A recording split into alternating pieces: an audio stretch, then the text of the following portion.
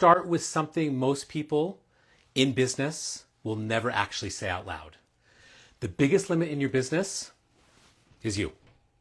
It's not your team, it's not your marketing, it's not your margins, it's actually you.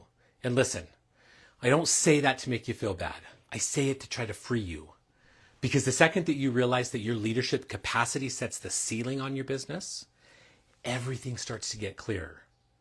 Every growth stall, every team misfire, every near miss that didn't quite land, every cycle that you thought you'd already broken, they all start to make sense then.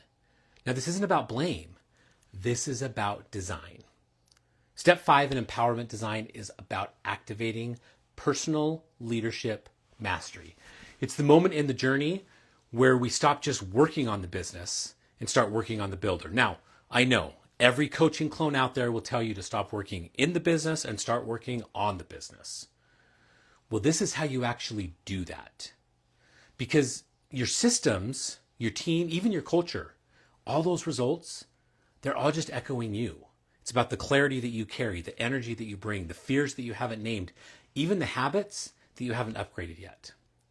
It's the vision that you say you want, but don't yet know quite how to hold it. So this step is super personal, and it should be, because leadership isn't just strategy, it's identity. You don't lead from plans, you lead from your patterns. And if your internal patterns aren't keeping up with the external goals, you'll sabotage your own momentum without ever even realizing that you're doing it. Let me tell you a quick story. A client I worked with, we'll call her Madison. She was the founder of a growing service-based business. She's brilliant. She's a visionary. She's very charismatic. And she could land every client, pitch any story, and build every plan. But every time she tried to scale, things broke.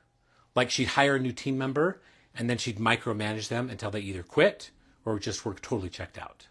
She'd delegate a major account, and then she'd secretly redo all the work at midnight. Or she'd launch a brand new offer and then freeze 2 weeks in because the results didn't show up fast enough for her. It was not an ops problem. It wasn't even a team problem. It wasn't a market problem.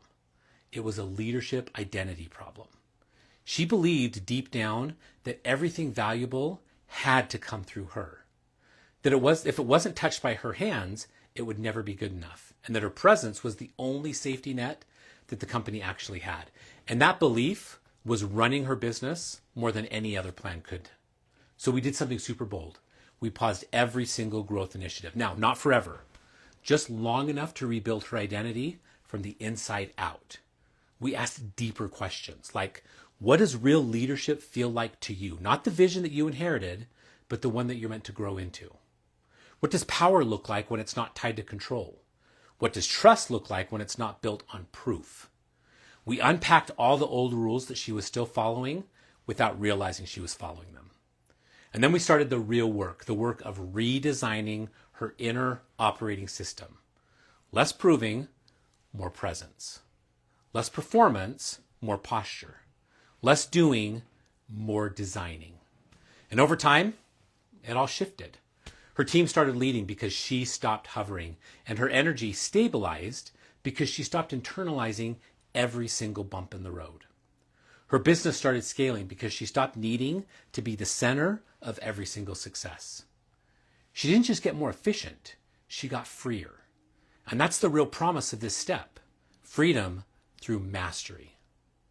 But let me say this plainly, mastery isn't a destination, it's a journey.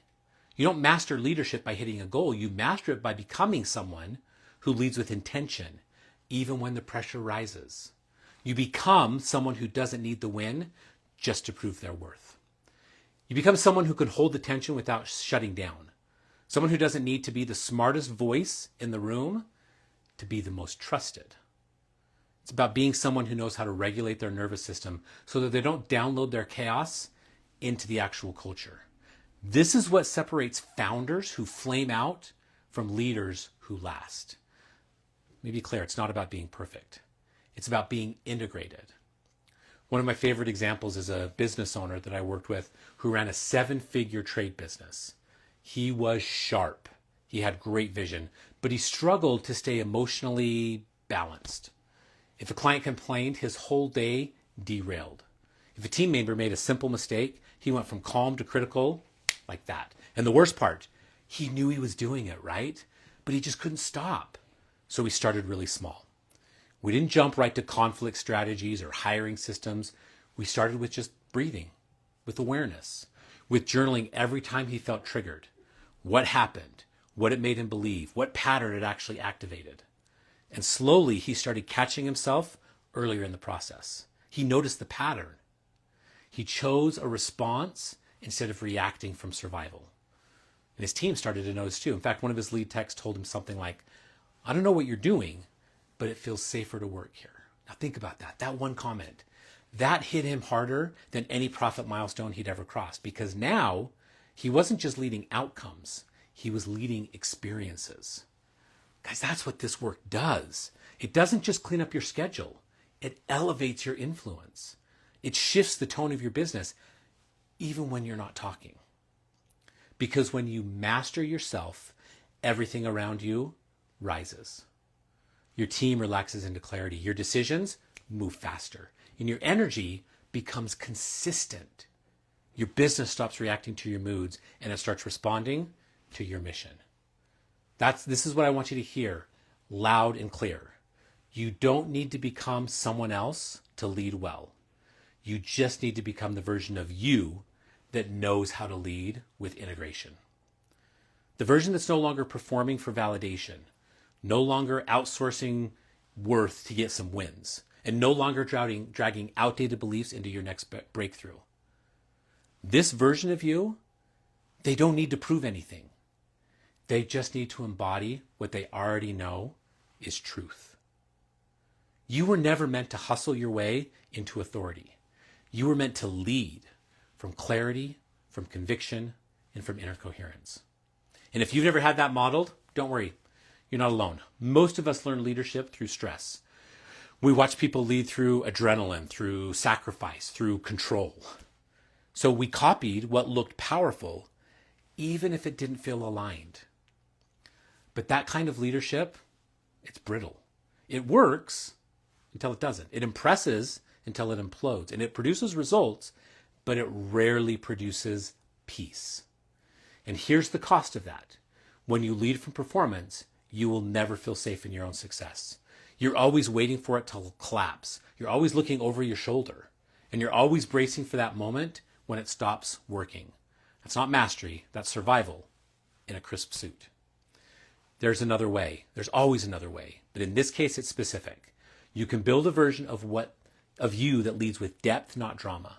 You can build a version of you that doesn't need urgency to be activated. You can build a version of you that holds power lightly, but uses it wisely. Because here's what your team is actually watching. Trust me, they're not watching your KPIs. They're watching your patterns. They watch how you show up when things are hard, how you respond when they mess up, because they're going to mess up, and how you recover when you mess up and drop the ball, because you're going to mess up too. It's how you handle fear, feedback, and failure, because that's where leadership lives, not in your bio, in the room, in the pause, in the moments where you choose design over reaction. So if you've been wondering why your team isn't rising, I want you to ask yourself, where am I still hiding? Where am I still leading from fear instead of vision? And where am I still performing instead of embodying? Because the culture will not rise higher than your example. And the business will never stabilize beyond your nervous system. And that's why this step matters so deeply. Because if your business is evolving, but your leadership identity isn't, you'll always feel out of sync. And you're going to sabotage what you've built. You'll actually attract what you're not even close to ready to hold. But when you do the inner work, when you master your patterns, your posture, your presence, you become the kind of leader who builds a legacy without losing themselves in the process. Let me try to land this with something simple. You don't need to hustle harder. You need to become the kind of leader who can hold what you're building. And that doesn't come from scale. It comes from self. DM me the word mastery, and I'll send you our leadership identity reset. It's a powerful reflection tool that walks you through where your leadership has been driven by performance and how to step in to embodied authority that will never burn you out. And on the next live, coming up on Friday, we're going to talk about the soft skill that turns into your sharpest edge. Empathy. We're going to talk about why it's not in weakness, why it's the future of leadership, and how to use it without losing your boundaries. Listen, my friends, this is the shift from pressure to presence, from reaction to rhythm, and from founder to master builder. So let's go out and build what lasts together. I'm going to see you guys on Friday.